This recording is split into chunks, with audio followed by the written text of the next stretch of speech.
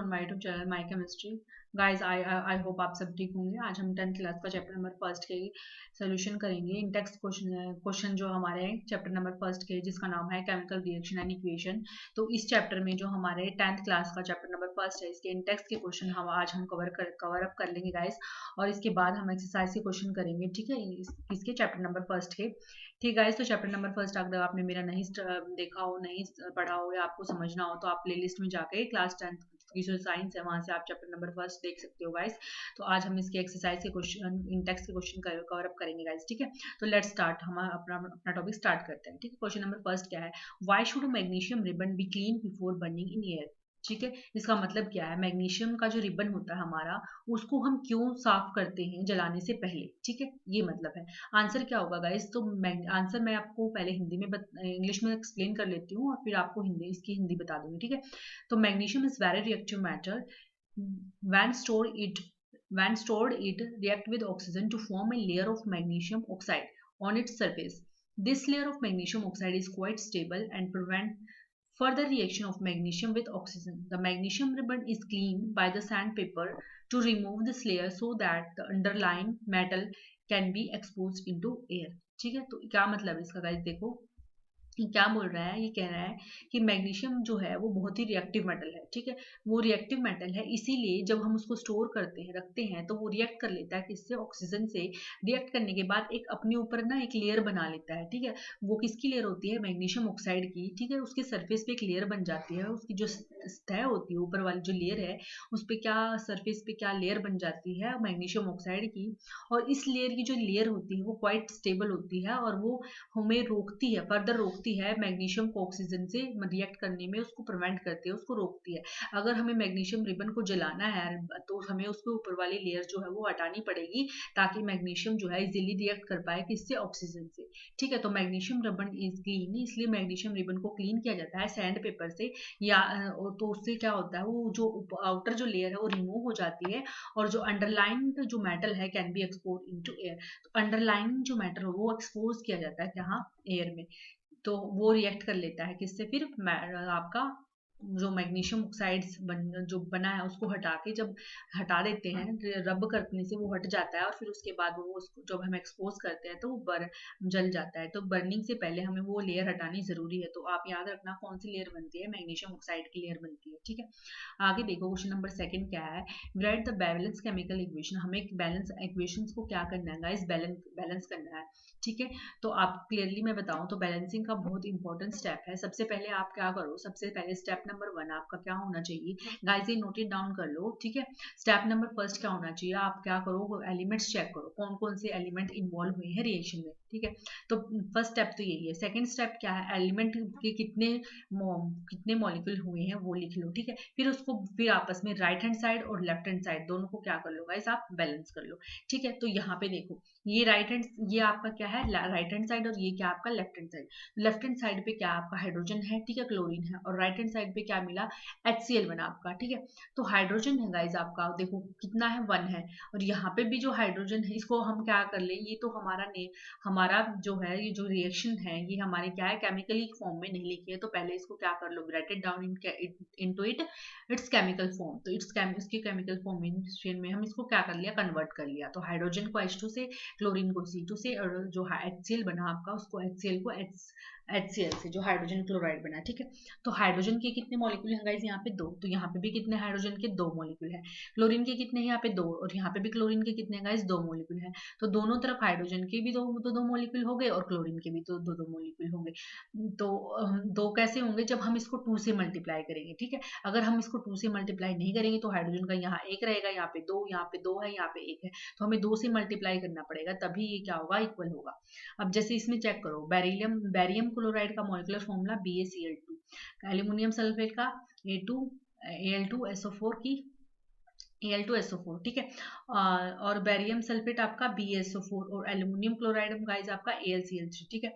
तो अब इसको बैलेंस, ये तो बैलेंस की आंसर लिखा हुआ है गाइस, तो इसको बैलेंस कैसे करना है, जैसे यहाँ पे B है, B का यहाँ पे कितना मॉलिक्यूल है, बी पहले पहले क्लोरीन को बैलेंस करो। क्लोरीन का यहाँ पे कितना है 2, और यहाँ पे कितना था बच्चे 3 था। तो 3 और 2 इक्वल नहीं होते, 3 और 2 कब इक्वल होंगे, या तो जब वो मिनिमम कितनी वैल्यू पे इक्वल होंगे, 6 वैल्यू पे। तो इसको क्या बनाना है, हमें 6 बनाना है। तो इसीलिए यहाँ पे 2 से मल्टीप्लाई कर दिया, तो ताकि 2 3 जा 6 हो जाएगा, और यहाँ पे भी 3 से कर दिया ताकि 3 2 जा 6 हो जाएगा। ठीक है गाइस, तो दोनों तरफ से 6 मतलब 6 हो गया, तो इसीलिए हमारा क्या हो गया, क्लोरीन बैलेंस हो गया। ठीक है गाइस, इसलिए यहाँ पे 3 आ गया, यहाँ पे 2 आ गया। ठीक है, बैरियम को बैलेंस करो, यहाँ पे कितना है गाइस 2, 3 आ गया, तो यहाँ पे भी 3 होना चाहिए, इसलिए बैरियम के आगे यहाँ पे 3 लगा दिया। अब देखो एल्यूमिनियम को यहाँ पे 2 है जो, और यहाँ पे भी ऑलरेडी क्या है 2 है, तो ये ऑलरेडी बैलेंस है। सल्फेट की चेक करो, यहाँ पे SO4 के कितने मॉलिक्यूल हैं गाइस 3, और यहाँ पे कितने मॉलिक्यूल हैं 4, SO4 के 4। तो जब यहाँ पे 3 लगाएंगे तो 4 3 12 हो जाएंगे, तो यहाँ पे भी SO4 के गाइस कितने हो जाएंगे आपके, आपका पूरा SO4 मॉलिक्यूल चेक करना है गाइस। SO4 मॉलिक्यूल कितना है यहाँ पे 3, और यहाँ पे भी पूरा SO4 मॉलिक्यूल कितना हो गया 3, तो ये सल्फेट आयन भी आपका क्या होगा बैलेंस। अब एल्यूमिनियम को चेक करो, एल्यूमिनियम कितना है 2, यहाँ पे भी एल्यूमिनियम कितना हो गया 2, क्योंकि ऑलरेडी हमने 2 लगा दिया। तो ये हिट एंड ट्रायल मेथड है, आप जैसे जैसे इसको कन्वर्ट करोगे तो आपको इजिली समझ में आता जाएगा गाइस। ठीक है, तो पहले सोडियम देखो, यहाँ पे एक सोडियम को यहाँ से एक है, और सोडियम यहाँ पे भी एक है, तो दोनों तरफ क्या लगा दिया 2 2 लगा दिया। अब हाइड्रोजन को चेक करो, हाइड्रोजन यहाँ पे 4, यहाँ पे क्या थे 2 थे ना, और यहाँ पे कितने 2, तो हाइड्रोजन, लेकिन यहाँ पे भी तो हाइड्रोजन है ना, तो ये हो गए, तो 4 हो गए हाइड्रोजन। तो इसलिए हाइड्रोजन के आगे 2 लगा दे, ताकि हाइड्रोजन 2 2 जा 4 हो जाए। ठीक है, आपको पूरा मॉलिक्यूल चेक करना है गाइस, ये ध्यान रखना कहीं आप गिनने लग जाओ। ठीक है, तो पूरा मॉलिक्यूल चेक कर रहे हो आप। ठीक है, तो 2 2 2 2 जा कितना होगा 4, तो यहाँ पे भी 4 हो गए। ऑक्सीजन चेक करो, यहाँ पे 2 हो गए, यहाँ पे भी ऑक्सीजन कितने हो गए गाइस 2 हो गए। तो आई होप आप क्लियरली समझ में आया होगा ये। ठीक है, आगे देखो क्वेश्चन नंबर 3 क्या है। क्वेश्चन नंबर 3 है कि हमें क्या करना है, बैलेंस केमिकल इक्वेशन जो है उसको लिखना है, कैसे लिखते हैं, क्या होती है, ठीक है, कैसे लिखना है, और फिर क्या करना है, state symbols to the following reaction, और हमें क्या बताना है, इनके सिंबल्स क्या, मतलब इसको कैसे डिनोट करते हैं वो लिखना है। जैसे आपको पता होना चाहिए, बैरियम क्लोराइड को BaCl2 से लिखते हैं, सोडियम सल्फाइड सल्फेट को Na2SO4 से लिखते हैं। ठीक है, वैसे ही आपको बैरियम सल्फेट से BaSO4 से लिखते हैं, और सोडियम क्लोराइड NaCl से डिनोट करते हैं इसको। फिर ऐसे आपको क्या करनी है गाइस, ये बैलेंस करनी है। ठीक है गाइस, तो आपको मोलिकुलर फॉर्मूला याद होना चाहिए, तो आप इजीली बैलेंस कर पाओगे। देखो यहाँ पे बैरियम ऑलरेडी बैलेंस है। क्लोरीन को चेक करो, क्लोरीन यहाँ पे 2 है, तो यहाँ पे 2 लगाना पड़ेगा, इसलिए क्लोरीन के आगे 2 लगा दिया आपको। अब किसको चेक करो, सोडियम को चेक करो, सोडियम यहाँ पे 2 है, यहाँ पे भी सोडियम टोटल मॉलिक्यूल कितने 2 है। सल्फेट की चेक करो, सल्फेट यहाँ पे 1 है, यहाँ पे भी क्या है गाइस 1 है। तो ये बैलेंस आपकी हो गई जी। आगे देखो सेकंड पार्ट इसका, सोडियम हाइड्रोक्साइड को Na से डिनोट करेंगे, HCl को हाइड्रोक्लोराइड क्लोरिक एसिड को HCl से, सोडियम को है क्लोराइड को NaCl से, वाटर को H2O से। तो यहाँ पे चेक करो सोडियम 1, यहाँ पे भी सोडियम 1। वो ऑक्सीजन चेक करो, यहाँ पे 1 है, यहाँ पे भी ऑक्सीजन 1 है। ठीक है गाइस, हाइड्रोजन को चेक करो, यहाँ पे 1 हाइड्रोजन, यहाँ पे भी 1 हाइड्रोजन, तो 1 1 कितना होगा 2, तो यहाँ पे भी हाइड्रोजन 2 है, तो ऑलरेडी बैलेंस है। क्लोरीन को चेक करो, यहाँ पे भी 1, यहाँ पे भी, तो ऑलरेडी बैलेंस केमिकल इक्वेशन, तो हमें इसको बैलेंस करने की जरूरत नहीं है। आगे देखो गाइस, ये आपका नेक्स्ट इंडेक्स का पार्ट आ गया। ठीक है गाइस, इसमें देखो सोल्यूशन ऑफ सब्सटेंस एक्स, हमारा एक सोल्यूशन है जो सब्सटेंस एक्स है, वो यूज किया जाता है, क्या इसके लिए यूज किया जाता है, व्हाइट वॉशिंग के लिए यूज किया जाता है। तो सब्सटेंस एक्स जो है उसका फॉर्मूला हमें क्या करना है गाइस, पता लगाना है। ठीक है, और right it down the reaction of substance x name above with water, तो हमें क्या करना है, वाटर के साथ उसकी क्या लिखनी है गाइस, आपको केमिकल रिएक्शन लिखनी है। ठीक है, तो सब्सटेंस जो एक्स है उसको क्या कहते हैं गाइस, कैल्शियम ऑक्साइड कहते हैं आपको, जिसको CaO से डिनोट करते हैं। It's is a chemical formula, उसकी केमिकल फॉर्मूला क्या है गाइस, इसका कैल्शियम ऑक्साइड का CaO। ठीक है, तो कैल्शियम ऑक्साइड हमारा वाटर के साथ विग्रसली रिएक्ट करता है, react with iron form of calcium hydroxide.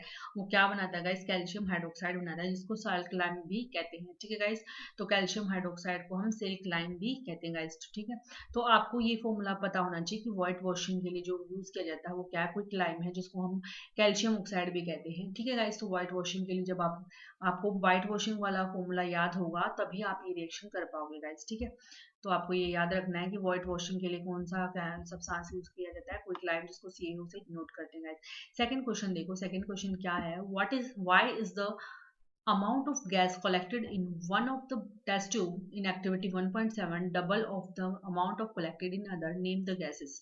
Name the gas, ये कह रहा है कि जब हमने एक्टिविटी की थी 1.7 एक्टिविटी, तो उसमें क्या हुआ था आपका, जो जितनी अमाउंट में हमने गैस कलेक्ट की थी एक टेस्ट ट्यूब में, उससे डबल अमाउंट गैस कलेक्ट हुई थी दूसरे टेस्ट ट्यूब में। तो उस गैस का हमें क्या बताना है गाइस, नाम बताना है। तो क्या है उसका एक्टिविटी का, आप अपने टेक्स्ट बुक में जाके इस एक्टिविटी को पढ़ोगे कि क्या है इस एक्टिविटी में, फिर ये आंसर आपको समझ आएगा। ठीक है गाइस, तो क्या है आपका टेक्स्ट बुक आई थिंक सबके पास अवेलेबल होगी, जो भी टेंथ की जो टेक्स्ट बुक है। अगर नहीं अवेलेबल है आपके पास तो आप ना एक प्ले स्टोर से जाके एनसीईआरटी की बुक का एक ऐप है गाइस, आप वो ऐप डाउनलोड कर सकते हो और उससे आप सारी एनसीईआरटी की बुक अपने फ़ोन में भी आप ला सकते हो गाइस, ठीक है। तो वो आप कर लेना। अगर आपको नहीं वो बुक मिले, ठीक है, नहीं वो ऐप मिले तो आप मेरे पास कमेंट बॉक्स में कमेंट कर देना कि मुझे नहीं मिली, तो मैं आपके पास उसका लिंक प्रोवाइड करवा दूंगी गाइस, ठीक है। जैसे वाटर हो गया आपका, वाटर कंटेन करता है दो पार्ट्स। आपको वाटर, आपका वाटर क्या कंटेन करता है, दो पार्ट्स में। इसमें हाइड्रोजन 2 होता है और ऑक्सीजन कितना होता है, 1 पार्ट में। Therefore the amount of hydrogen oxygen, oxygen और हाइड्रोजन की जो अमाउंट है वो प्रोड्यूस होती है during electrolysis of water in ratio, किस रेशो में गाइस, 2:1 रेशो में।